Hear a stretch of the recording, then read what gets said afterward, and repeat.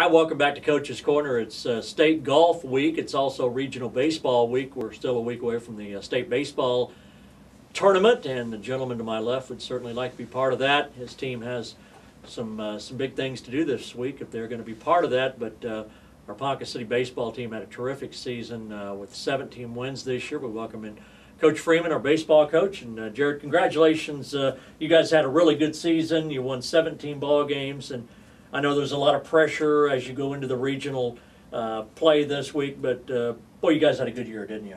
Wasn't too bad. Wasn't too bad. We played pretty solid all year long. See, every coach will look back and go, well, we gave this one away, we did that. And I think that's probably where you're coming from, is there's 2 or 3 games I know you'd like to have back, but you go watch this team play. I think as I watched, I got a chance to see 4 games this year, and what I saw was you guys played every pitch, you played every out, you played every batter, you played every inning, and I think as a coach, that's one of the things you really ask of your team. Absolutely, you're right. There's a few games out there we wish we could have back. We ended up finishing second in the Centennial Conference with a 5-3 record, and I know that we've talked about that Stillwater 1-run loss before, and if we could have pulled that one out, we would have tied for first place. So all in all, a big jump in the conference standings. 17 wins is an accomplishment that these kids worked hard for, and you're absolutely right.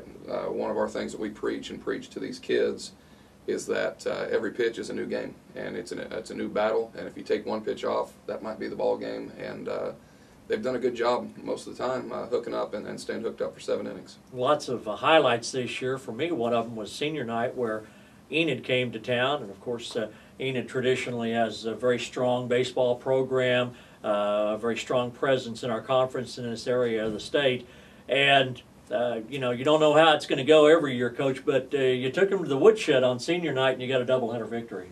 We did. That's definitely one of the highlights of the season. I know going into last season, my first as the head coach, that I was told we hadn't beaten them in 7 or 8 years on a varsity field. So we got them once last year, and then we got them twice this year. So anytime you can beat a rival, it vaulted us to second place in the conference. There was a lot on the line that night, and the kids didn't let senior night become a distraction. And anytime you can beat your biggest rival on the baseball field twice, it's a good feeling. And you have 7 seniors that are playing their final weeks of high school baseball, but boy, you got a couple of really Taylor pitching and Ailey catching.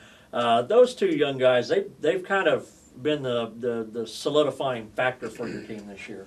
There's 7 great kids. They're kind of special to me because this is my 4th year in Ponca City. So obviously my first year was when they were freshmen, and to see their growth and their development, on the baseball field and off the baseball field has been special to me as their head coach. And you're right, Brian Taylor has really stepped up and taken the ball and done a whale of a job for us.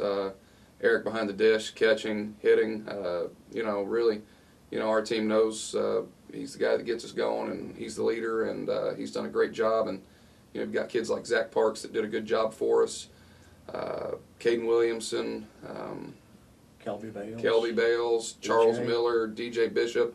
It's a great class, and we're awfully proud of them. Everybody kind of makes contributions, and it all added up to 17 wins this season. Now, you prepare for this week, Coach, and you drew the Jinx Regional, which, you look at it, Broken Arrow and Owasso. When you found out you're going to the Jinx Regional, you played Jinx. I saw you lose to Jinx by 1 run. You have to feel like, I don't know, maybe you have a better chance of winning that regional, or maybe in a Owasso or a Broken Arrow. It's it's one of those things where we've played all 3 teams in the regional, which is doesn't always happen.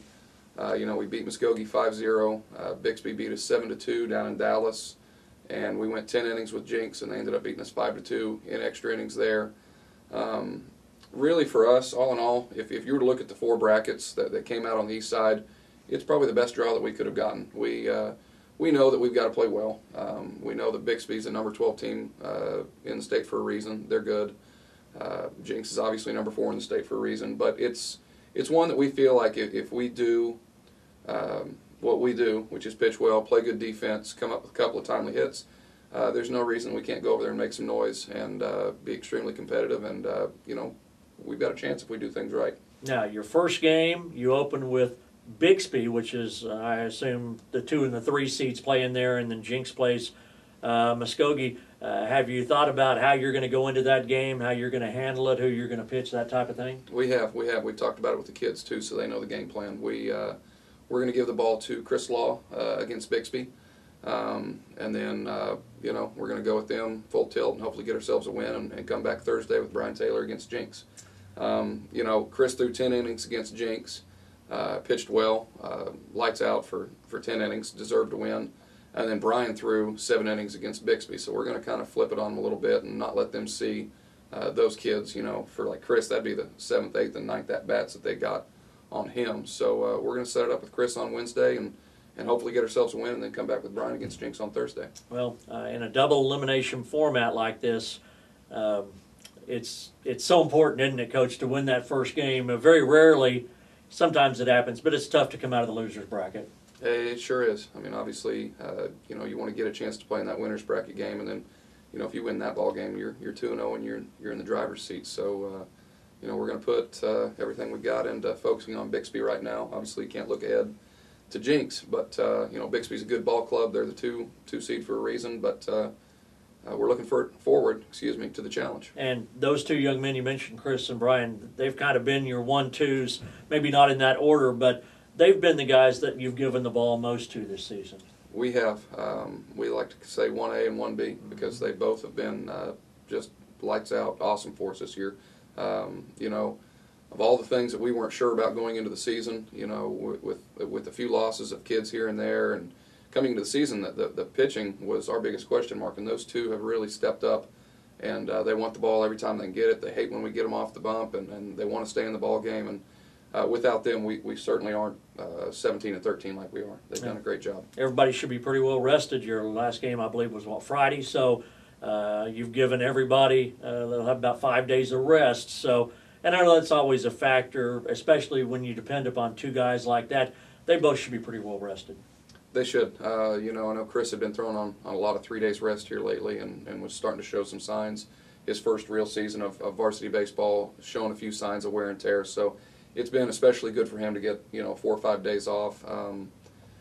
We wanted to play Saturday. We had a game with Southmore that got canceled. I hate from a head coaching perspective. I hate not playing since last Thursday against Guthrie. 5-6 days off, and our bats were just starting to get hot. We scored 10 and 9 runs against Enid. We put up 11 on Guthrie. Lost wasn't a pitcher's duel, but we should be well rested. We're going to have 2 great days of practice today. We're going to push them as hard as we have all year, just like it was day 1 and 2 again, and hopefully go over Wednesday and play our best. I was going to mention that 30 runs in the last 3 games. It's a good time of the year for guys to start hitting the ball too.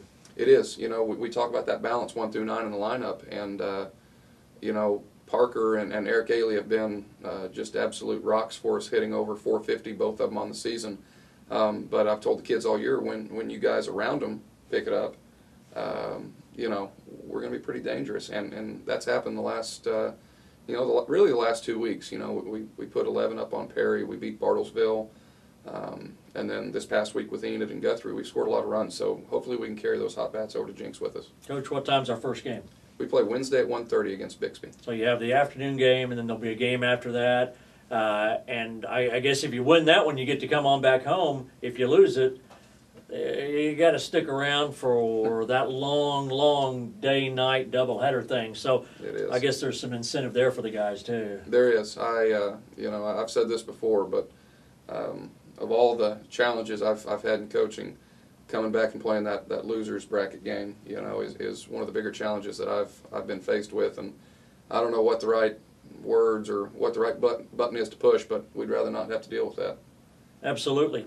Regional baseball time this week, and hopefully a good regional, and maybe next week at this time we'll be talking about another couple of games for the baseball team. Jared, good job this year. Congratulations. Thanks for your time. We appreciate it.